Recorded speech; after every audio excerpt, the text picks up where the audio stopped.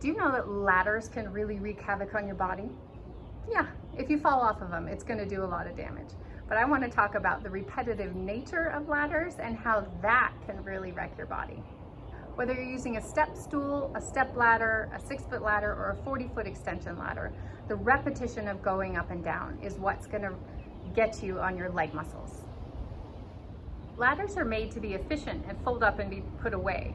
That's why they have such narrow rungs. Because the rungs are narrow, it creates the problem with your body and the repetitive use of just your calf muscles and kind of overworks your feet muscles as well.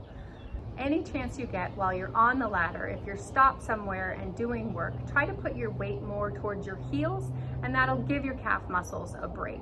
The consequence of overworking your feet and calf muscles is it tends to manifest into stuff like foot pain, knee pain, hip pain, and even low back pain. All of things we definitely want to avoid. There are 2 things that you can do to make sure that you feel good after a day of using a ladder. You can prepare accordingly with some stretching and mobility, and then you can also recover with those same stretches and even a little rolling on those muscles in your calves and in your feet. Just to touch on a little anatomy of the calves and the lower legs, there's 2 main calf muscles.